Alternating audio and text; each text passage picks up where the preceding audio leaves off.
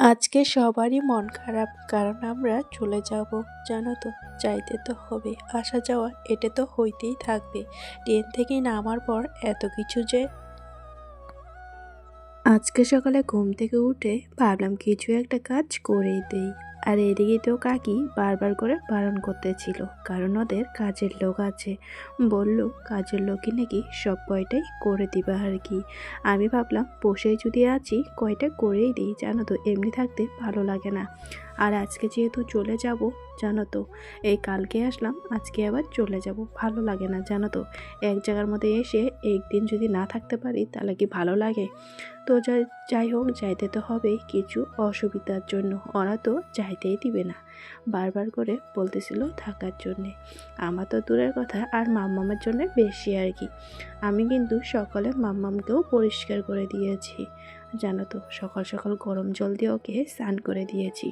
দুইজন মা বেটি ছাদের মধ্যে এসে মন্দিরে আইছি, কারণ ওদের মন্দিরটা কিন্তু ছাদের মধ্যে আর কি। আমি এদিকে জল ঢালবো, কারণ আজকেও কিন্তু শিব ঠাকুরের জল ঢালানো আছে আর কি। আর মাম্মামও কিন্তু জল ঢালবে, জানো তো। প্রথমে জল, দুধ, তারপর সব কিছু এক এক করে ঢাললাম। আর ওইদিকে পরমশাই যেহেতু স্নান করতে গেছে, তাই আগে আমি ঢালিনি, তখন আমি মাম্মামকে রাখবো, তখনও সুন্দরভাবে জল ঢালতে পারবে।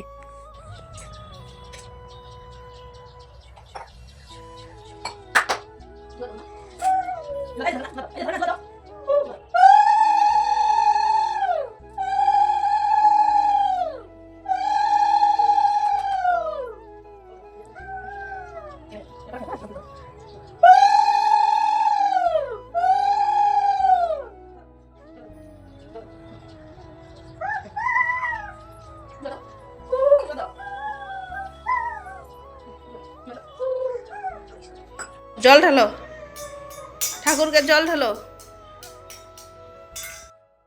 আমার মাম্মামও কিন্তু মানে জোগাড় দেওয়া শিখে গেছে আর কি। ওই জলপাকে যে শুনলে আমার সাথে করাটা, সেটা কিন্তু আমার মাম্মামই দিচ্ছিল আর কি। এইদিকে আমার পূজা শেষ, চলো একটু তোমাদেরকে ছাদ বাগানটা দেখিয়ে দিই। কিন্তু এটা কিন্তু গাছটা অবশ্য কি না, কিন্তু তাও আমের মোলা একদম পুরো ধরেছে। চলো ব্যাক ক্যামেরা করে দেখে দিই। আর আমাদের ট্রেনও কিন্তু 11টা, 11:30টার মধ্যে আছে আর কি, জানো তো। তাই আমাদেরকে তাড়াতাড়ি করতে হবে, পরে আবার ট্রেন মিস হয়ে গেলে আরেকটা প্রবলেমে পড়ে যাব। কারণ ওটার টিকিট আগে থেকেই কেটে রেখেছিল আমার পরামর্শে আর কি। এই ছাদটার মধ্যে না বিভিন্ন ধরনের গাছ আছে, জানো তো। এইসব দেখছেন কিন্তু আমার আর কি কাকু শ্বশুরই করে আর কি। এত যত্ন, দেখতে পাচ্ছ কত যত্ন করে, আর তারপর ফুলগুলো কমলার কত কথা সুন্দর কি আর হয়েছে আর বলবো, কি। এতটুকু কমলা, মানে কয় না, কথাই আছে জানো, ছোট জিনিসটা ঝাল বেশি। এই যে দেখতে পাচ্ছ, এই তো বড় হইলে কিন্তু মিঠা হইলে হয়, কিন্তু ছোট জন্য হয়তো অনেক টক। একদম গাছ ভরে কিন্তু কমলা ধরেছে, কমলা লেবু আর কি। আমার মামামের কাণ্ড দেখো, আমি ওদিকে গাছ দেখাচ্ছিলাম বলে ও আর এদিকেই দুষ্টুমি করা শুরু করে দিয়েছে। আর জানো তো, এদিকে একটা বেশ সুন্দর কিন্তু টমাটম দেখা পেলাম। এটা কিন্তু বলে বিলাহি আর কি, বড়দের ভাষা আর কি। আমি যেই জায়গার মধ্যে ভাড়া ছিলাম সেই জায়গায় ছিল আর কি। ওই দিদির মুখে শুনেছি এটার নাম বিলাহি। ও টমাটোর আরেকটা নামও কিন্তু বিলাহি। এই ফুলটাকে দেখতে পাচ্ছ, এটা কিন্তু তারা গেন্দা আর কি। অনেক ধরনের গাঁদা ফুল আছে, জানো তো, বড় ছোট মেজো। তো যাই হোক, আরেকটাও কিন্তু ফুল আছে। এই ফুলটা আমি গাঁদা ফুলের মতনই, কিন্তু অনেকটা কিন্তু আলাদা। চলো তোমাদেরকে সেটাও দেখাবো। এটাকে বলো তো কি বলে? এটা কেউ কেউ বলে রক্তগেন্দা, আর কেউ কেউ বলে পোড়া গেঁদা। তো যাই হোক, এই গাছটাতে নাকি 5টা লাউ ধরেছে, জানো তো। কাকু বলেছে সকালে, দেখো তো গাছটা কেমন হয়েছে, আর 5টা লাউ নাকি খেয়েছে ওরা।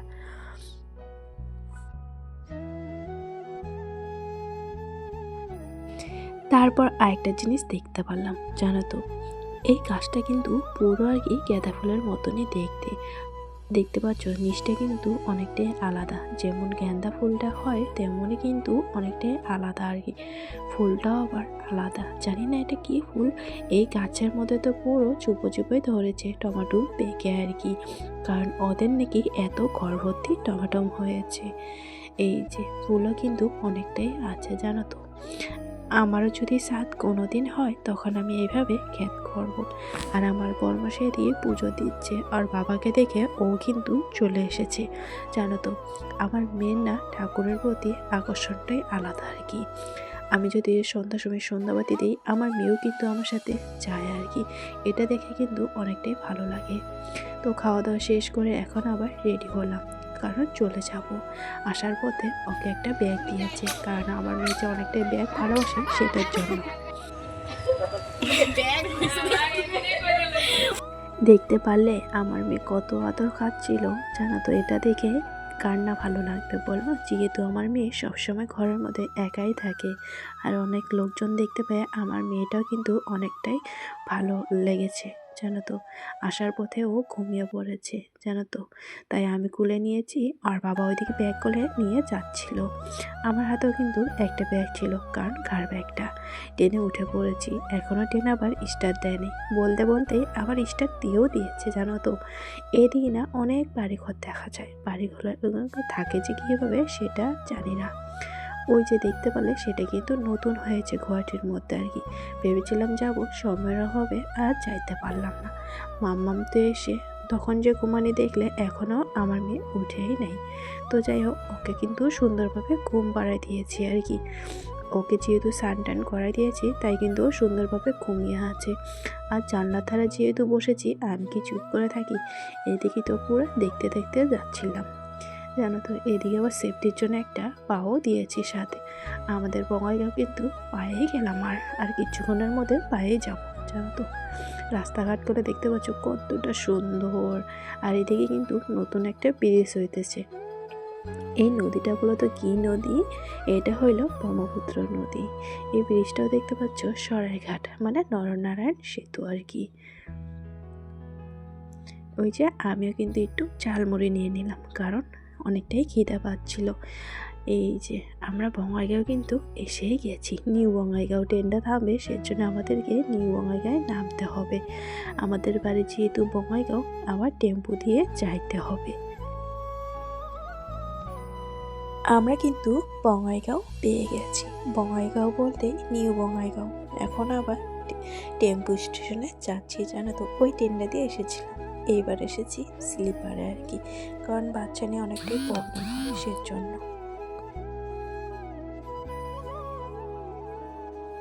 জানো তো, আমাদের কপালটা যে এতটা ভালো, যেই জায়গায় যাই অনেকটাই ভালো হয়ে আসি আর কি। আসার পথে এদিকে দেখতেছিলাম প্রসাদ দিতেছিল, আমাদেরকে নিজেই ডেকেছে যে প্রসাদ খেয়ে যাও, শিব পূজা নাকি প্রসাদ। তো যাই হোক, বাড়িতে যেয়ে রান্নাবাড়ি করতে হবে না, তাই আমরা কিন্তু দুজনে এসে পড়েছি। আর আমার বড়মশাই তো লজ্জাতে মুখই দেখাচ্ছিল না, কারণ ও অনেকটাই লজ্জা পায়, জানো তো। আর মাম্মামকে থালি না দিলে সে তো কান্নাকাটি করবে। খিচুড়ি, লাবড়া, কাঁঠালের তরকারি, মানে অনেক কিছু দিয়েছে, কি আর বলবো। তারপর বড়া। এইদিকে প্রসাদ বলে তো অনেক স্বাদ, জানো তো। সবই কিন্তু অনেকটাই টেস্টি হয়েছে। খাওয়া দাওয়া শেষ করে আবারও চললাম বাড়ির দিকে। এইদিকে মাম্মাম যেহেতু উঠে পড়েছে, তাই আর বাবা নিয়েছে কুলে ওকে। আমি এদিকে পারছিলাম না বলে। তো এই যে আমিও আছি পিছনে ট্রলিটা নিয়ে, কারণ জানোই ট্রলি নিয়ে হাঁটতে পারবো, কারণ ওটা তো ঠেলে ঠেলে নিয়ে আসতে হয়।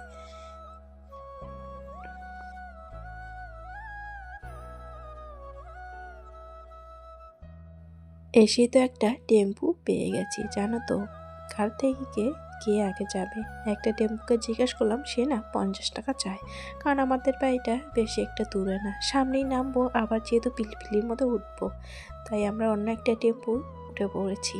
তারপরে এই যার একটা পিলপিলির মধ্যে উঠে পড়েছি, একটার পর আরেকটা এই করতে করতে কতটা যে পাল্টালাম। আর বঙ্গাইগাঁও নামলে একটা পিলপিলির মধ্যে উঠলেই ভালো হলো, মানে বাড়ি পেয়ে যাই। তারপরে যেহেতু বর্মশের দোকান থেকে এসে পড়েছে, এখন খাওয়া দাওয়া। ওইদিকে তো কাকি মানে প্রসাদ দিয়ে দিয়েছিল। এটা দেখতে পাচ্ছ না, এটার মধ্যেও প্রসাদ দিয়েছে। এই টিফিন বক্সে প্রসাদ, সব জায়গায় প্রসাদ। তারপর ওই মামামের থালিটা যে নিয়েছিলাম, সেটার মধ্যেও যেহেতু খিচুড়ি একটু বেশি করে নিয়েছে এসেছি। আজকে আর আমাদের রান্নাবাড়ি করতে হলো না। ওহো, আর না পনিরের তরকারি দিয়েছে, জানো তো। ওইদিকে বড়মশাই আমি খেয়ে নিলাম, আর মামামকে অনেক